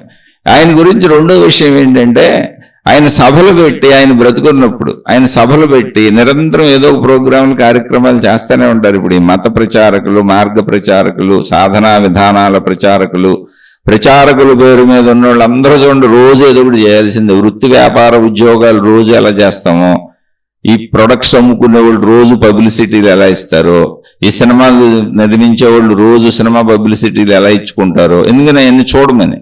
తద్వారా వాళ్ళకి ఆదాయం వస్తుంది. ఈ ప్రచారకులందరూ రోజు ఇలాగే రోడ్ల మీద తిరుగుతా ప్రచారాలు చేయాల్సిందే, ఏదో ఒకటి చేయాల్సిందే, ప్రజల్ని అట్రాక్ట్ చేసుకోవాల్సిందే.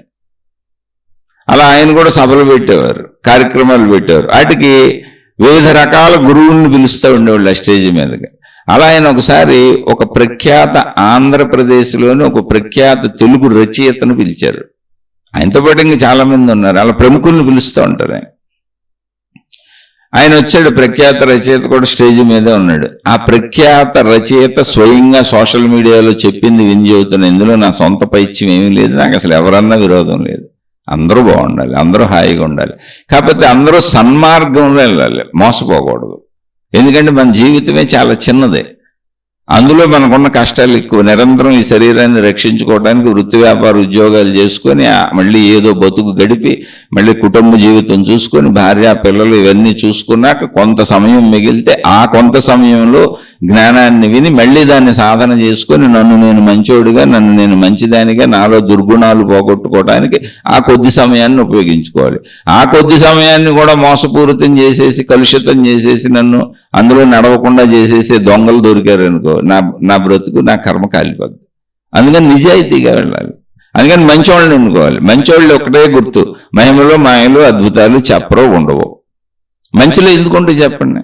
మంచి అంటే నీకు మేలు చేస్తారు, నీకు సాయం చేస్తారు, అంతే మంచి అంటే. మంచి అంటే ఎప్పుడు ఎదుటివాడికి మేలు చేయడం, ఎదుటివాడికి సాయం చేయడం, ఎదుటివాడు బాగా బ్రతకాలని కోరుకోవడం, అంతే. మహిమలు మాయలు అద్భుతాలు ఉన్నాయి, నువ్వు వచ్చి మా కాళ్ళ మీద పడిపో, నీ డబ్బులు తెచ్చి మాకు ఇవ్వు, నీ సేవలు మాకు ఇవ్వు అంటే మంచి ఎందుకు అవుద్ది? వివేకం లేని వాళ్ళు అలా పట్టుకు పోతూ ఉంటారు, అంతే. ఇప్పుడు ఈ సభ పెట్టి ప్రఖ్యాత రచయితను పిలిచారని చెప్పాక ఆయన పేరు ప్రతిష్టలు ఉన్నాయి. ఆయన కూడా సభ మీద ఉన్నాడు, చాలా మంది ఉన్నారు. సభా వేదిక మీద గురువు గారు కార్యక్రమం నిర్వహిస్తున్నప్పుడు అనేక మంది వాళ్ళ మగ శిష్యులు, ఆడ శిష్యులు ఏదో చేస్తున్నారు, కార్యక్రమాలు జరుగుతున్నాయి. ఒక శిష్యురాలు ఏదో పొరపాటు చేసింది అక్కడ, ఆయన చెప్పింది చేయకుండా. అంటే ఏదో చిన్న పొరపాటు, జస్ట్ ఏదో మైకిల్ కాడో మాటలు కాడో. ఆయన కోపం పట్టుకోలేక వేలాది మంది కింద కూర్చొని ఉన్నారు. ఏంటి చూస్తున్నారు, అందరూ ప్రోగ్రాం చూడటానికి వచ్చినటువంటి భక్తులు, శిష్యులు అక్కడ ఉన్నారు, వేలాది మంది ప్రజలు ఉన్నారు. సభ మీద ఆ శిష్యురాల్ని పట్టుకొని వంగదీసి నడుం మీద పట గుద్దాడండి ఆయన, కోపం ఆపుకోలేక. ఒక స్త్రీని బహిరంగంగా కొట్టాడు ఆయన. అప్పుడు ఈయన ఉన్నాడు అక్కడ, ఈ ప్రఖ్యాత రచయిత.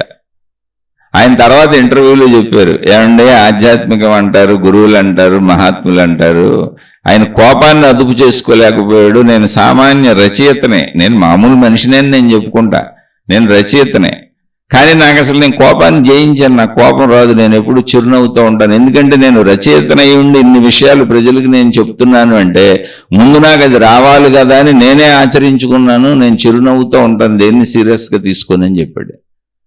ఆయన అడిగారంట ఆయన్ని, ఆ శిష్యురాలను కొట్టేశాడు ఆయన. తర్వాత ప్రోగ్రాం అయినాక ఆయన అడిగాడంటే, అదేంటండి మీరు ఆధ్యాత్మిక మార్గంలో గురువులు మహాత్ములు అంటే అసలు కోపం ప్రకటించరు కదా, తమ మీద తమకు అదుపు వచ్చిన వాళ్ళు గురువులు మహాత్ములు అవుతారు కదా, మరి మీరేంటి అలా కొట్టేశారని అడిగితే, అదేనండి కోపాన్ని తగ్గించుకోలేకపోతున్నానని ఆయన స్వయంగా ఆయన నోడుతా ఆయన ఎందుకు చెప్పాడు, కోపాన్ని నేను తగ్గించుకోలేకపోతున్నాను అని. ఏం చేద్దాం ఇప్పుడు? ఇంకా మీరే నిర్ణయించుకోండి ఎవరిని. ఆయన అసలు ఇప్పుడు లేరు, నేను ఉదాహరణలు చెప్పి ఎలాంటి వాళ్ళు బోల్డ్ మంది ఉంటారు. చిత్ర విచిత్ర వేషధారణలు, చిత్ర విచిత్ర డ్రెస్సులు, చిత్ర విచిత్ర బొట్టులు, చిత్ర విచిత్రమైన ఆభరణాలు, అలంకరణాలు ఎన్నో వేసుకొని కొందరు భయానకంగా వచ్చేస్తారు ప్రజల ముందుకి, పెద్ద పెద్ద గురువుల్లాగా. అయ్యా ఇలాంటివి ఏమి ఉండవు, నీ మంచితనమే ఆధ్యాత్మిక అభివృద్ధి. నీలో ఎంత మంచి పెరిగిందో అంత ఆధ్యాత్మిక అభివృద్ధి, నీలో ఎంత చెడు పెరుగుతుందో అంత నీ పతనం. నీలో మంచిని పెంచేవాళ్ళు నిజమైన గురువులు. నీ డబ్బుతో పని లేదు, నీ సేవలతో పని లేదు, అసలు నీతోనే పని లేదు. నీలో మంచి పెంచడానికి నువ్వెందుకు? ఇప్పుడు ఇలా చెప్పేయచ్చుగా, లేదా నా పుస్తకాలు చదువుకుంటూ వచ్చేస్తుంది. పూర్వపు రోజుల్లో అంటే అప్పుడు మనిషే మనిషికి చెప్పాలి. ఈ కరెంటులు లేవు, ఈ సోషల్ మీడియాలు లేవు, పుస్తకాలు లేవు, ఇంకా ఇవన్నీ కనుగొనబడలేదు, భాష రాలేదు. కేవలం మనిషి మనిషికి చెప్పాలి. నిక్షిప్తం చేసేది ఏది రాలేదంటే పుస్తకాల రూపంలో కానీ, రికార్డింగ్ రూపంలో కానీ, రాయటం కానీ ఇంకా ఏం కనుక్కోలేదు, పేపర్లో పెన్నులు అవన్నీ. అప్పుడు మనిషి మనిషికి చెప్పాలి కాబట్టి గురువు శిష్యుడు అన్నారు. ఇప్పుడు ఎందుకు అన్నీ ఉన్నాయి. ఒక రోజుకి వందలు కాదు, వేలు లక్షల గ్రంథాలు రిలీజ్ అవుతున్నాయి ప్రపంచవ్యాప్తంగా, పుస్తకాలు. ఇక ఉపన్యాసాలు ప్రపంచవ్యాప్తంగా అన్ని మతాలలో అయితే వేల లక్షల ఉపన్యాసాలు రోజు సోషల్ మీడియాలోకి వచ్చేస్తుంటాయి. ఇప్పుడు మనిషితో పని నేను జ్ఞానం తెలుసుకో, నిన్ను మార్చుకో. లేదు మనిషి కూడా ఉంటే బాగుంటుందంటావా? మంచోడిని పట్టుకో, రమణ మహర్షి లాంటి పట్టుకుతో, డబ్బుతో సంబంధం లేని రామకృష్ణ పరమహంస లాంటి ఆయన్ని పట్టుకో. వాళ్ళకి డబ్బులు లేవు, వాళ్ళకి జీవితం మీద ఎవరితోనూ సేవలు చేయించుకోవాలని, అయి పొందేయాలి ఈ పొందేయాలని ఏమీ లేదు. నిన్ను అసలు డబ్బులు అడగరు. నీకు కావలసిన జ్ఞానాన్ని చెప్పి మేలకుండా వాళ్ళ పని వాళ్ళు చూసుకుంటారు, కళ్ళు మూసి కూర్చుంటారు. అలాంటి మహాత్ముల్ని పట్టుకోవద్దంటే అవసరమే. మనిషి ఉంటే ఇంకా మంచిది, కానీ మంచి మనిషి ఉండాలి. అందుకని జ్ఞాన దొంగలు ఉంటారా అంటే ఖచ్చితంగా ఉంటారు. అసలు ఈ మార్గంలో జ్ఞాన దొంగలు ఎవరో మంచోళ్ళు ఎవరో కూడా తెలియదు. కాబట్టి చాలా జాగ్రత్తగా వెళ్ళవలసిన మార్గము ఇది. ఇలాంటి ఉదాహరణలు కోకొల్లలు చెప్పచ్చు. ఇప్పుడు జైళ్ళల్లో ఉన్నారు, మీరు గూగుల్లోకి వెళ్ళి నెట్లో కొట్టండి, ఎంతమంది గురువులు జైళ్ళల్లో ఉన్నారు చూడండి. వాళ్ళంతా జ్ఞాన దొంగలు కదా. జ్ఞానాన్ని చెప్పారు, గురువులు అయ్యారు, మహాత్ములు అయ్యారు, వేల లక్షల కోట్ల ఆస్తులు సంపాదించుకున్నారు. కానీ ప్రభుత్వాలు పట్టుబడిపోయి తప్పులు చేసి జైళ్ళల్లో ఉన్నారు. కొంతమంది పారిపోయారు, అనేక రకాల తప్పులు చేశారు. శారీరకపరమైన తప్పులు, ఆర్థికపరమైన నేరాలు, సాంఘికపరమైన నేరాలు, స్థలాలు ఆక్రమించుకోవటాలు ఒకటి కాదు. వాళ్ళు చేయని తప్పులే లేవు. మరి వాళ్ళందరూ జ్ఞాన దొంగలేగా. వెళ్ళి గూగుల్లో కొడితే జ్ఞాన దొంగల పేర్లన్నీ వచ్చేస్తాయి. గురువులలో దొంగలు ఎవరైనా కొట్టండి, వచ్చేస్తాయి అంతే. జైళ్ళల్లో ఉన్నవాళ్ళు, ఇప్పుడు ప్రస్తుతానికి జైల్లో ఉన్నవాళ్ళు కూడా ఉన్నారు. అందుకని ఎప్పుడు గుర్తుపెట్టుకోండి, మీతో అవసరం లేనివాడు మాత్రమే మీకు నిజమైన సత్యాన్ని చెప్పగలడు. ఎప్పుడు గుర్తుపెట్టుకోండి. నీ డబ్బుతో పని లేదు, నీతో పని లేదు. కాదు నువ్వు నన్ను అనుసరిస్తేనే చెబుతాను, నేను ఇచ్చిన బట్ట కట్టుకుంటేనే చెబుతాను, నా రంగు పెట్టుకుంటేనే చెబుతాను, నా బొట్టు పెట్టుకుంటేనే చెబుతాను, నా మతంలోకి వస్తేనే చెబుతాను, నా విధానంలోకి వస్తేనే చెబుతాను, నన్ను గురువనో మాతాజీ అనో అంగీకరిస్తేనే చెబుతాను అంటే ఇంక మీరు ఆలోచించుకోండి, అది మీ విఘ్నత. నేను ఎవరిని విమర్శించట్లా, విఘ్నత. జ్ఞానం అయితే అందరికీ కావాల్సిందే. ఆలోచించి చూడండి. ఎవరికన్నా నేను చెప్పింది నచ్చకపోతే దయచేసి నేను సామాన్యుణ్ణే, క్షమించి వదిలేసి మీ మార్గాల్లో హాయిగా సాగిపోండి. లేదు ఎవరికైనా అర్థమైతే చక్కగా ఒక మంచి మార్గంలో, సన్మార్గంలో సాగే ప్రయత్నం చేయండి. సన్మార్గం అంటే ఏమీ లేదండి, మీలో చెడు పోవాలి, మంచి పెరగాలి అంతే. మంచి పెరుగుతుంటే మీరు సన్మార్గంలో ఉన్నట్టు, చెడు పోతుంటే, చెడు తగ్గుతుంటే మీరు సన్మార్గంలో ఉన్నట్టు. అంతే శుభం. ఇంకా ఆలోచించి చూడండి. శుభమస్తు. మీకు మీ కుటుంబ సభ్యులకు మేలు చేకూరుగాక. మరలా మరొక కొత్త శీర్షికతో కలుసుకుందాం.